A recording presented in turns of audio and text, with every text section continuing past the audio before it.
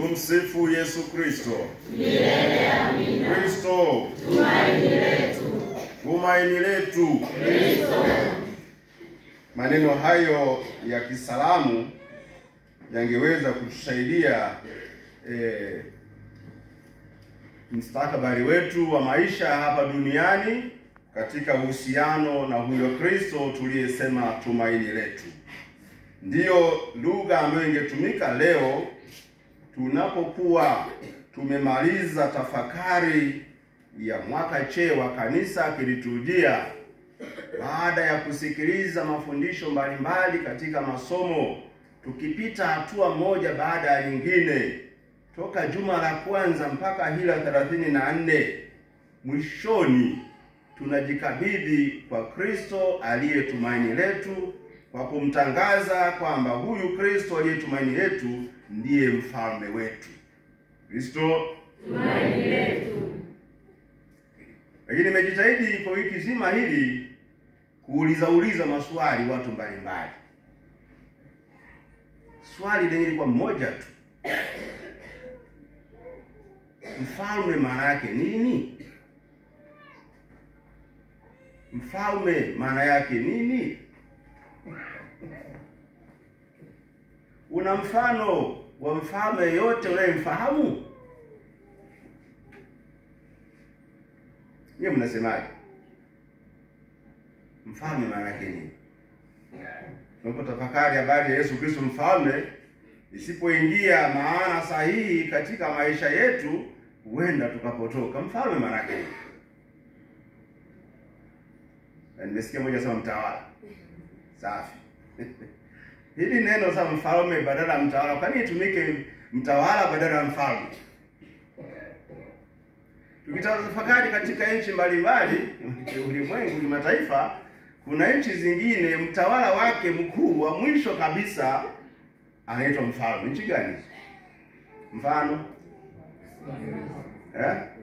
Uingereza, mwingine?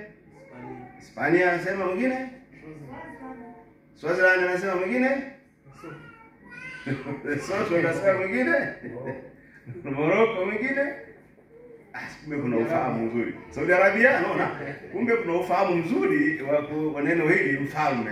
Kwa nchi hizi zingine zinatawaliwa na kiongozi wa juu kabisa kinchi, anaitwa mfalme. Sasa Tanzania hapa ndio mfalme. Aha. Kwa Mama Samia ni mfalme.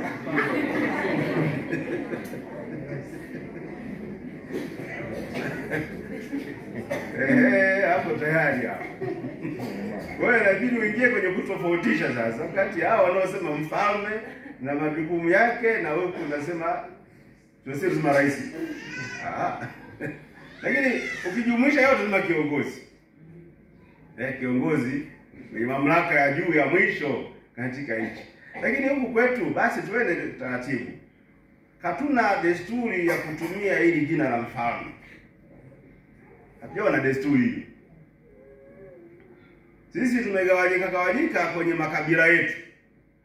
Huyu rais amekuja baadaye. Tunasema kiongozi mkuu wa nchi amekuja baadaye, kwa kurithishwa na mataifa hayo yaliyokuwa yametutawala wakati huo. Lakini kwenye asili zetu tuna maneno gani yanatumika? Chifu, lingine? Mamwene, lingine? Nisikia jina nzuri. Watemi, unaona? Watemi tuna hayo maneno yametumika yakimaanisha aliyemtawala mkubwa, lakini kwa asilimia kubwa majina yetu haya hayajaenda kwenye sura ya kitaifa isipokuwa kwenye mgawanyiko wa makabila yetu. Kila kabila lilikuwa na mwene wao, lina mwene wao, lilikuwa na mtemi wao, lilikuwa na chifu wao, sio? Wangoni, wana Wangoni walikuwa nani? Tumetaja Wangoni kumbe huko ndani hapa.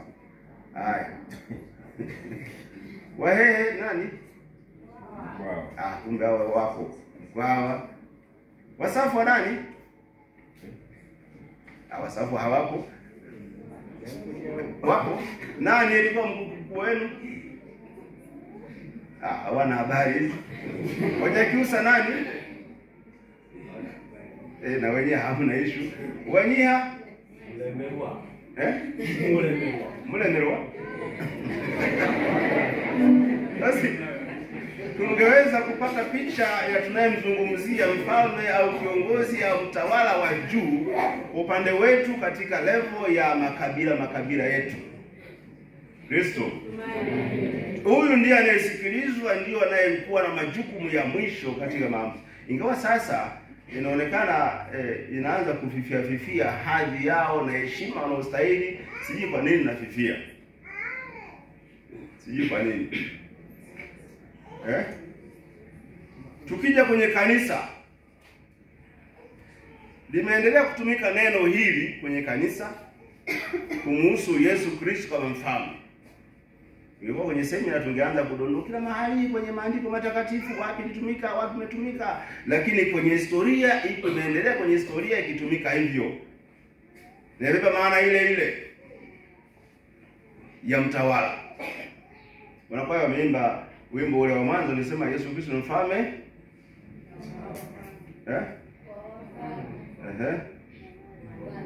Bwana wa mabwana, ufalme wake. Sasa hapo ndio tunaanza kupotoka. Mimi hadi sema hata yeye mwenyewe, mimi sio mfalme wa ulimwengu, sawa? Lakini ukitazama kwa ndani kabisa, unapozungumza habari za Mungu kuwa mfalme, unapompa cheo mtawala wa juu kabisa, maana yake ni wa ulimwengu na mbinguni, sio? Mtawala yote. Kama ndiye aliyetuumba, ndiye anayeongoza mambo yote, ndiye anaongoza hewa tunayoivuta, anayesababisha afya yetu ziende kwa vile zilivyo. Huyu anatawala mambo ya mwili na roho. Si ndio jamani? Sasa Baba Pio wa 11 mwaka ule wa 1925 ndiye alianzisha hii sherehe, aliweka rasmi kwenye kanisa hii sherehe ya mtangaza Yesu Kristo kama mfalme. Mwaka huu ni wanajiuliza kwa nini? Alishawishiwa na nini? Shida ilikuwa ni nini? Baada kupita vita alikuta wanasema maneno mfano sema kumbuka baada ya vita ya kwanza dunia ilikuwa mwaka gani?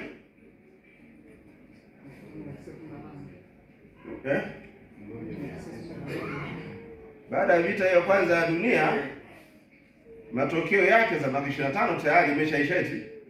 Matokeo yake ni mwelekeo wa watu, itokea mwelekeo wa watu wamemwacha Mungu. Sasa hii vita ilifanya nini mpaka watu wakasahau habari za Mungu? Maadili yakaporomoka.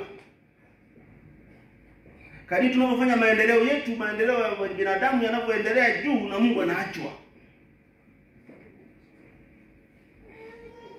Na hivi kama Mungu anaachwa, tunarudi sasa kuangalia sasa kwa nini watu wanaacha habari za Mungu? Kwa nini? Nafikiri hata leo hii inaweza katuhusu. Unatazameje sisi binadamu katika habari za Mungu? Mwisho wa maisha yetu tunapofikiria tunalengesha maisha yetu katika umilele. Majuma kadhaa tukitafakari habari za mwisho wa nyakati jamani. Maisha baada ya haya. Hivi wanadamu kweli tunayo ndani ya fikra zetu tuna mtazamo huo wa maisha ya milele? Na katika shughuli zetu za kila siku, malengo yetu ya kila siku yanahusu maisha hayo?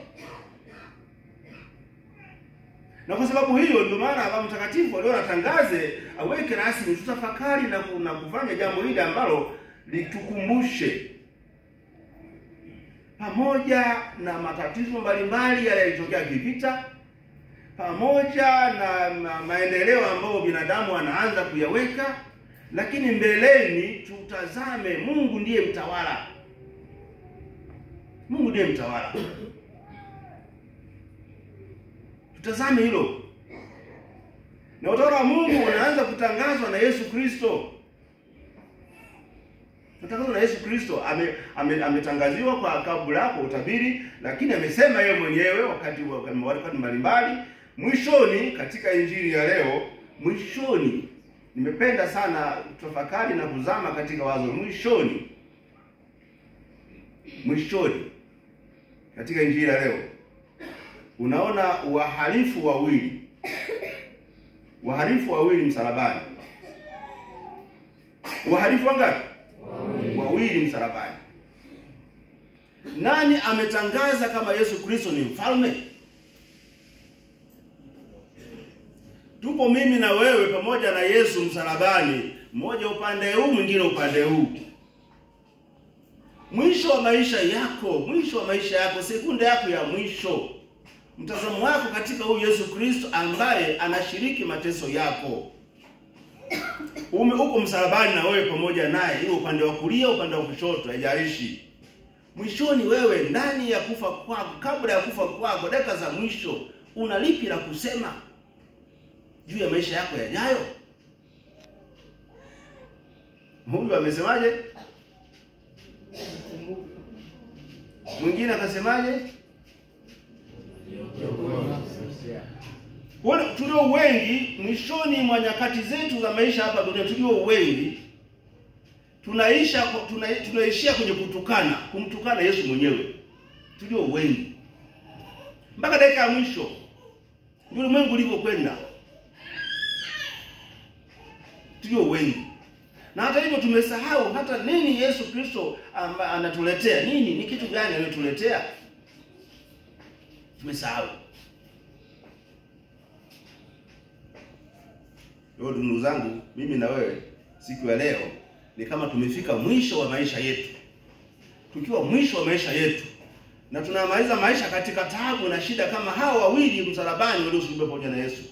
Tuko hapo mwisho wa maisha yetu. Kauli yako ni ipi juu ya huyu ambaye siku zote ulisema Kristo tumaini langu, Kristo tumaini langu? Mwisho unasemaje? Unamweka Kristo kama tumaini lako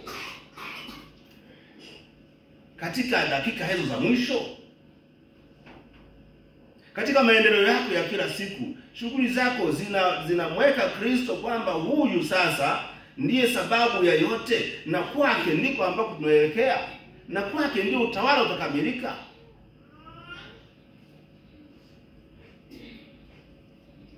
Kristo ningewaalika kwenye tafakari kuzama pamoja na muhalifu wa pili. Wengine wataalamu wazuri wanataja na majina yao. Ametukana. Wa pili amekiri na kumwomba, usinisahau katika ufalme wako. Hii ni sentensi tembee nasi tunapoanza mwaka mwingine wa tafakari liturujia. Daima tuanze kumwelewa Kristo katika maisha yetu, hatua moja baada ya nyingine. Mwishoni tutangaze ndio ukuu wake. Mwishoni tulithi pamoja naye kwenye ukuu wake. Tulithi hilo. Na ufalme wake, ingawa wanakuwa wametuimbia sema sio wa dunia hii. Wametuimbia sio wa dunia hii. Hamjakosea. Ni sahihi, maneno hayo yametumika, hamjakosea, lakini mwende mbali zaidi. Mkimwacha Kristo kama si wa dunia hii, maana yake mnajipa nafasi ya kufanya mtendayo. Si ndio? Kwamba haya ya duniani hayamuhusu. Tutasubiri huko mbele. Ndio tatizo linaanza. Ndio maana hizi mwenendo kwa maadili unazidi kushuka. Lakini tafsiri nzuri sana. Ufalme wake wa mtindo gani? Ufalme wake wa mtindo upi? Katika maisha yetu ya kawaida, huyu kiongozi wetu, mtawala wetu, ni utawala wa mtindo gani?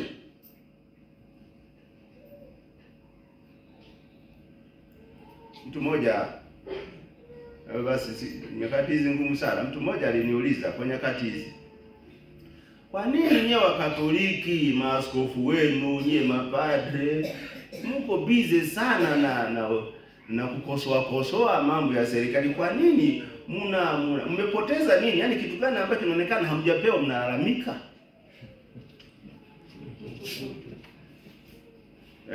Kwa nini?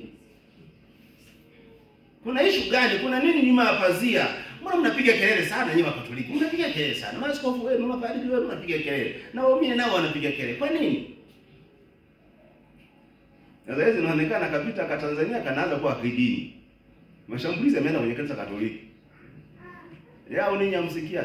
Msali sana katika hili. Msali. Ni huo mtazamo hasi juu ya utawala. Naweza hata nyinyi mkaniona mimi kama mtawala, nashiriki ofisi hizo za Kristo zote tatu, kuhani, nabii na mfalme, nashiriki, sio jamani? Kwa parokia yetu ya Nsei. Kwa mtazamo wetu mnaposema mimi ndio mtawala, mtazamo wenu ni nini? Mpaka tugombane? Sasa nikamwambia bwana, hapo jibu ni moja tu. Kazi ya kanisa, kazi ya sisi ambao tupo kwenye nafasi za uongozi huo, kila mmoja na sehemu yake, ni mfalme katika sehemu yake kila mmoja. Kazi yetu ni moja tu. Kuandaa watu kwenda kwa Mungu. Sawa jamani? Kuandaa watu kwenda kwenye mapito hapa duniani, waishi katika utulivu. Utulivu ule unaletwa na haki. Tuko pamoja? Ule utulivu unaletwa na nini? Tukitenda haki, utulivu unakuwepo. Na inapokiukwa haki, ndio kazi yetu kupiga kelele. Si swala mshahara, maslahi fulani. Hatuna maslahi yote. Serikali nipi chochote, hainilipi. Au wenzangu wale kwa hasibu anajua serikali inapata mshahara kiasi fulani kutoka serikalini. Eti jamani, kuna hela zote mzetu. Eti kuna hela tunalipwa na serikali? Hamna. Ndivyo ambavyo tunafundishwa. Hata Yesu hakueleweka kwa sababu hizo kwenye kipengele cha ufalme. Mtazamo wetu ndio huo tunaoanza kuwa nao, wa maslahi yetu na tumunutisha na Mungu. Hivyo tunaanza upinzani. Hatujamfahamu huyu Kristo, huyu Mungu ambaye ni mfalme wetu, mtawala wetu. Utawala wake mtindo gani? Kama na utawala moyo wako uweje? Anataka moyo wako uweje? Kristo, kama Mungu anatawala moyo wako, anataka moyo wako uweje? Uwe na fujo. Amani. Ile amani inatokana na nini? Amani inatokana ni moyoni mule. Na haki. Mungu ana sehemu yake anakupatia, na wewe una sehemu yako na wajibu. Ndio siri hiyo. Na sisi tunaposafiri, tunapomaliza kipindi hiki, mwaka huu, mwaka cheo wa kanisa, kutafakari ya masomo yetu, tunapomaliza, hebu tulengeshe shughuli zetu katika umilele ambao ni ndani ya utawala wa Mungu. Naweza wasimulia hadithi moja. Nimesoma mahali fulani. Mfalme mmoja kwa katili sana na mpagani, mfalme. Akataka wataalamu mbalimbali wamchoree picha ya kutisha sana. Watu wakifika kwenye ukuta wa jumba la mfalme, chore picha ya kutisha sana, ili watu wasiete fujo, wasogee. Hakupatikana mtu aliyeweza kuchora picha ya kutisha, kila mmoja anaogopa. Kama hajatishika mfalme mwenyewe, maana yake ufalme unachinjwa. Wataalamu wengi walifumba midomo wasiseme. Baadaye akapita misionari mmoja, akasikia mfalme anataka ajione. Mwiteni huyo misionari. Baadaye nasikia wewe ni mpenzi wa kuchora, nichoree picha ambayo inatisha sana. Inatisha. Nasema hamna shida, nipe siku ngapi? Siku 5. Yule misionari akatulia, akachora picha kwenye ukuta mkubwa. Ile picha ilikuwa na wafuatao. Kuna mzee mmoja amekaa kwenye kiti, amevaa kofia kama anaovaa mfalme. Akataswiriwa kama huyu ndio mfalme, ndio mtawala. Amezungukwa na watu fulani wanameremeta kweli wazuri. Alafu upande wa kushoto Kuna watu fulani wanafurahi, wanacheza, wanaimba kama wanakwaya wetu wa leo. Wamevaa nguo nyeupe kama hivi. Sio mchanganyiko upande wa kushoto. Yaani huku kushoto, yaani kwa Kinywa wanahitaji kuna ni kununa. Kwa Kinywa mnahitaji? Kuvitwa. Neno lingine? Kudidimua. Ungesemaje? Wamedidi. Upande wa kushoto ndio huko kundi hilo. Na huko kwenye kushoto wanaodidimua wawe ni wengi sana. Huku waliofurahi wako wachache. Hili mfano umekuwa mzuri. Wanakwaya mko wachache mliovaa nyeupe. Na muungana na nyie mimi mwenyewe nimevaa nyeupe na masista na furahi pale. Na walio wengi hali yao mbaya. Mlango mmoja unaingia huko chini. Chini kule kuna moto unawaka. Kuna shetani wa mapembe yake yale anaungua, anapiga kelele, analia, anaruka. Shetani wako kule unawaka moto. Sasa yule malaika ameshika ufunguo, waambia wale wote ambao wamenunanuna wale waingie huko. Na wenyewe wanagombaniana, kila mmoja hapendi kwenda. Lakini lazima kwenda. Upande wa pili wale walikuwa ndio nyeupe waliofurahi wale wanaingia kule kwenye kuendelea na starehe. Alipofungua pazia mfalme akaanza, "Picha kaangalia picha, naomba maelezo." Naomba maelezo. Hii picha kwa kweli inatisha. Alichoogopa mfalme ni wapi? Wale wanaoungua wale, na watu walio wengi wanapelekwa huko. Ikamtisha. Bila kumueleza, "Mfalme, hii picha ni taswira ya maisha yetu na Mungu. Huyu mzee huyu ndio Mungu, ambaye ndio mfalme wa wafalme wote. Hata wewe uko chini ya mamlaka, umepewa ufalme kupitia kwake. Yeye anatawala wafalme wote, ila wewe na ufalme wako sehemu fulani. Ndio huyu mzee." Mfalme hapo akashtuka. Kumbe juu yangu kuna mwingine. Akashtuka. Hao wanaomzunguka ndio malaika watakatifu wanaomlinda. Hawa kulia ndio waliotenda mema duniani, wamejali watu, walikuwa watu wa haki, walikuwa watenda mema vizuri kabisa. Hawa wachache hawa. Hawa walio wengi hawa ndio ambao hawa walio wengi hawa ndio waliofanya maasi duniani kadri walivyoweza. Sasa adhabu yao ndio hii. Wanashuka kule kwenye moto wa shetani anaungua. Baadaye mfalme akatulia, akamuuliza, "Wewe bwana, sasa mimi nifanye nini?" Ungekuwa ungefanyaje? Unajiandaa kwa kundi lipi?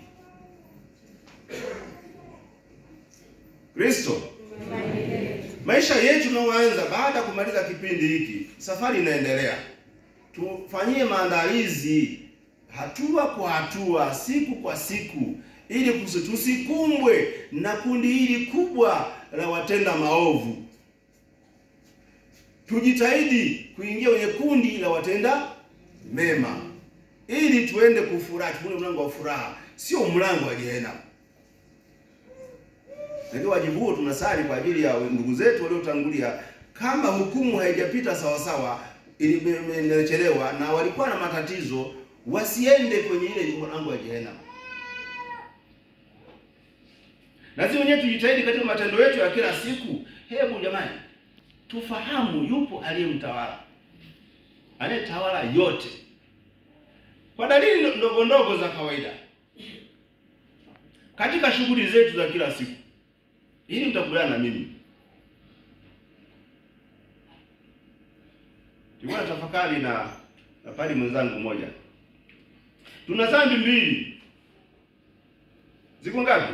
Mbili. Wanadamu tunatenda dhambi hizi mbili. Dhambi ya kwanza ni dhambi za kibinadamu,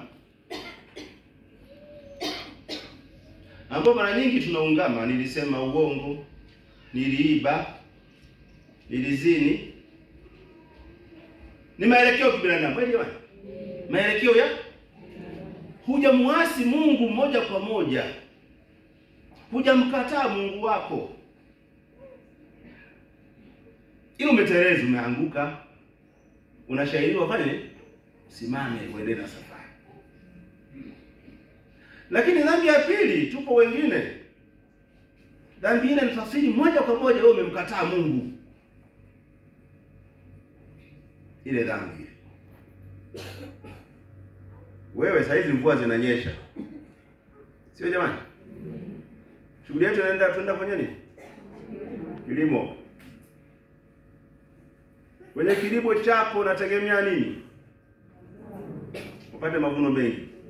Mbinu hii tunaitumia ili upate mavuno mengi. Maandalizi mazuri. Hebu unganisha maandalizi mazuri wewe, uniambie ndugu yangu, unaanganishaje na Mungu anahusika ipo sehemu gani?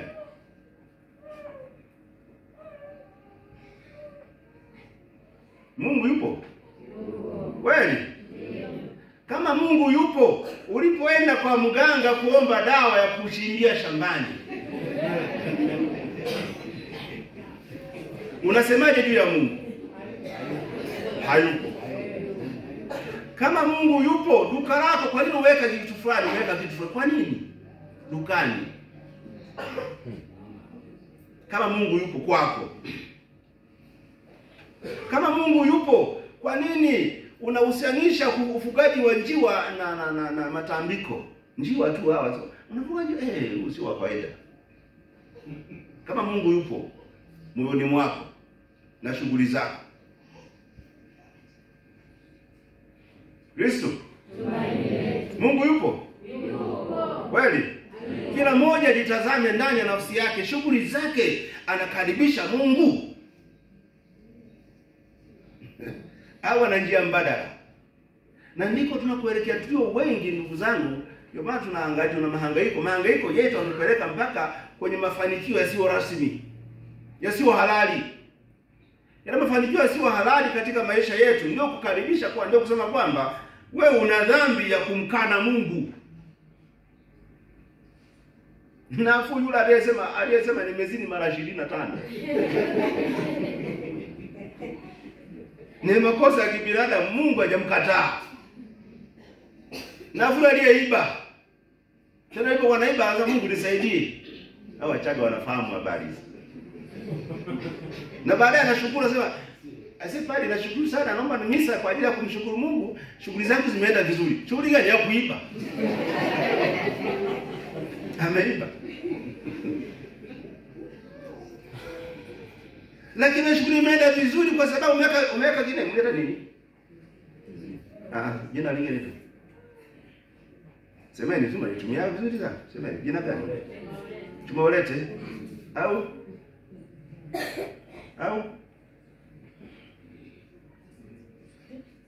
Msukule. Asi misukule tunayo jamani. Wakatolika tuna misukule. Wakatolika wapendwa, hatuna misukule. Hebu uliza nafsi yako, hakuna msukule? Hiyo ni dhambi ya kumkana Mungu moja kwa moja. Sababu Mungu anahusika na biashara yangu, Mungu anahusika na kilimo changu, Mungu anahusika na afya yangu. Kama Mungu anahusika na afya yangu, kwa nini uende kwa mganga kuagua nani aliyeniloga? Kwa nini? Na mkikataa mtakuwa waongo, kwa sababu waganga mbona wapo? Wanahudumia kina nani? Kama kuna hospitali kuna wagonjwa eti. Sasa kama waganga wanaendelea kuexist, maana yake tayari hata wateja waganga wapo. Na kama wapo wateja waganga humu ndani hawapo? Wapo. Mnikubali. Hiyo ni kumkana Mungu. Ni kuondokana na utawala na ufalme huyu wa Kristo unayemtangaza. Mwishoni wewe Kristo kwako sio mfalme. Kwa hata tangazo la Baba Mtakatifu waliotangaza toka miaka 1925 mpaka leo ni kama hatufaidiwi nalo. Mpaka leo miaka mingapi imepita? Mingi eti. Kuna aliyezaliwa nyakati hizo? Hatuna saizi. Wameshaondoka wote. Mpaka leo bado tunaathiriwa na hili. Kwenye tamaduni zetu, kwenye tamaduni zetu ndugu zangu, tafakari, tamaduni zetu zinatuhusanisha na ufalme wa Mungu, una utawala wake. Tuombe Mungu atusaidie katika hilo tunapomhitimisha tafakari ya neno lake katika kipindi cha mwaka C wa kanisa, tunapoelekea kwanza mwaka A. Daima tulengeshe maisha yetu katika umilele ambao mwishoni tunatangaza Yesu Kristo ni mfalme, na tujiunge na huyu mwenzetu wa upande wa pili ambaye sentensi yake ya mwisho inasema, Yesu usinisahau katika ufalme wako.